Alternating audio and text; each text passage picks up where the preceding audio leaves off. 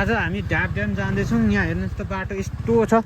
कुन बाटो जाउँ त? अफरोडिङ मन पराउने मान्छेहरूले चाहिँ राइडरहरूले चाहिँ यहाँ आउँदा हुँदो रहेछ है। दामी अफरोडिङ। तल गेटमा चाहिँ आर्मीहरूले चाहिँ आफ्नो इन्ट्री गराउनुपर्छ। आफ्नो नामहरू एड्रेसहरू सब लेखेर चाहिँ माथि छिर्नुपर्छ। यहाँ चाहिँ तल मैले त्यहाँ तल सबै गेटमा मैले इन्ट्री गरेर यहाँ हाम्रो आइसकेका छौँ। बाटो चाहिँ यस्तो हरामी छ कि तैपनि स्कुटीबाट हामी आइरहेछौँ।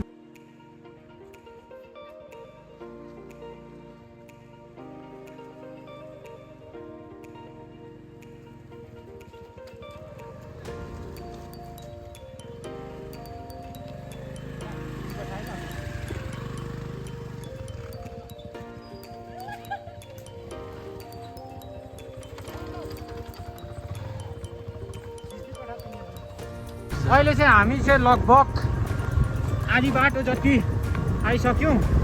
हाइकिङको लागि हो भने चाहिँ यहाँ आउनुहोस्, राम्रो ठाउँ रहेछ। ल आउनु है टोलीहरू बिस्तारै। पिछोड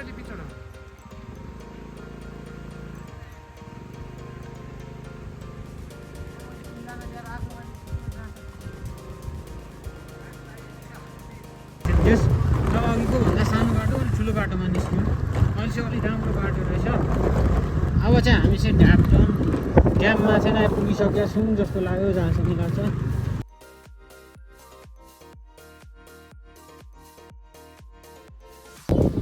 ल अहिले चाहिँ हामी चाहिँ माथि टपमा ड्याममा हामी आइपुगिसक्यो। पुरा ताल यो खास के को लागि बनाएको हो यस्तो यता पर फ्ल्यागहरू जस्तो उहरू बुद्धिस्टहरूको यहाँतिर टाङ्गेर रहेछ। यहाँतिर पुरा कपालहरू आएर पनि फोटो खिचिरहेछन्, भिडियो बनाइरहेछन्। तपाईँहरू पनि आउनु चाहनुहुन्छ भने आउनुहोस्, राम्रो रहेछ। हाइकिङको लागि अझै बेटर रहेछ यहाँ ठाउँ चाहिँ।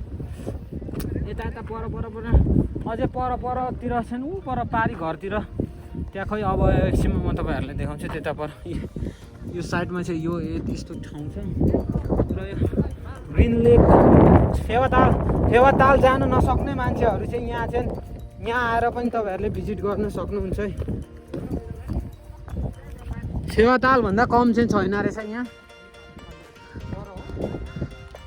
ठाउँहरू चाहिँ यस्तो दामी रहेछ। यहाँ माछा पाइन्छ, रातो माछा पक्रेको स्विमिङ हानिदिनु त कस्तो रहेछ।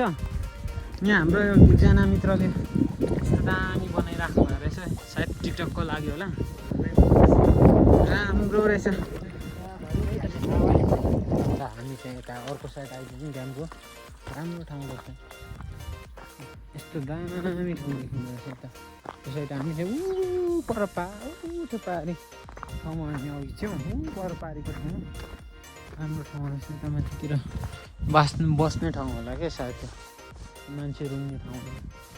त्यहाँ पर कतिको गहिरो भयो भनेर त्यो नाप्ने ठाउँ रहेछ। दामी ठाउँ छ,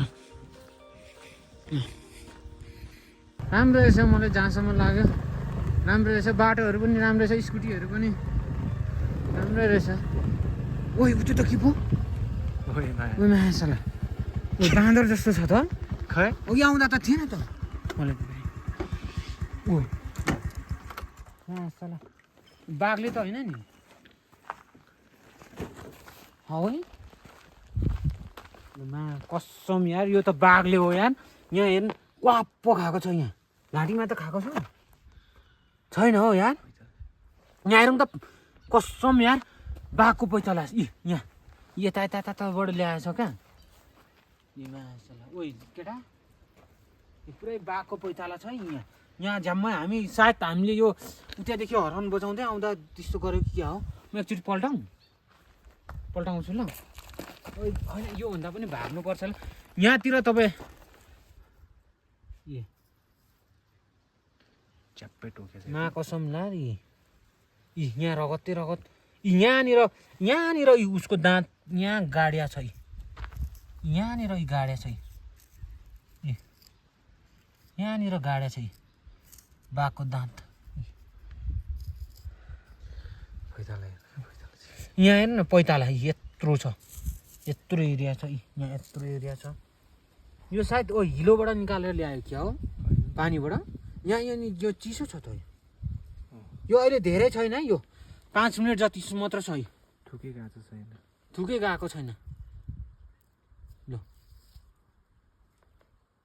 यहाँ हेर्नु त ला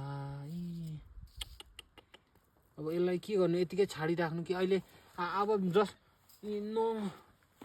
बिचरा सानो रहेछ ल 1300 भन न त्यसरी नै अघि नै खिचिस् ल यो चाहिँ अब यस्तो रहेछ यस्तो टाढो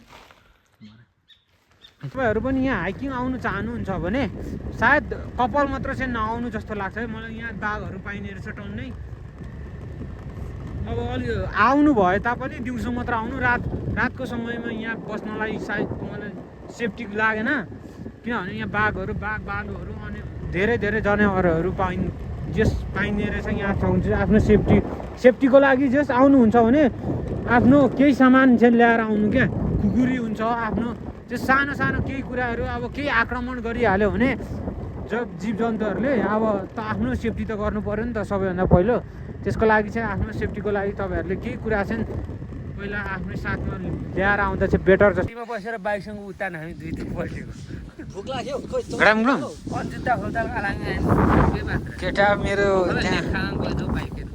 हो क ल तपाईँहरू काठमाडौँ उता साइडबाट आउने भने साइड भनेको यो हो सुन्दर पछि भरै ड्याप डाउन जाने भनेको यो बाटो हो यता भनेको रिसोर्टहरू जाने ठाउँ तपाईँहरू अप्ठ्यारो परिहाल्यो भने चाहिँ यहाँ ठाउँदेखि उता जानु यो ठाउँहरू चाहिँ यस्तो छ यताबाट पनि जाने रहेछ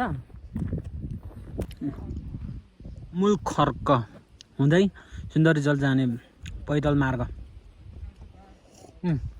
यो ठाउँमा रहेछ तपाईँहरू इनकेस अप्ठ्यारो परिहाल्यो भने तपाईँहरू चाहिँ यो साइडमा यहाँ यो ठाउँमा आएर यो साइडमा जानुभयो भने तपाईँहरूले रिसोर्टहरू पाउनुहुन्छ होटलहरू पनि पाउनुहुन्छ मैले अघि देखाएको थिएँ नि यो ठाउँमा गएर तपाईँहरू बस्न सक्नुहुन्छ है त यहाँ यो कुकुर हेर्नु हेर्नु ल ल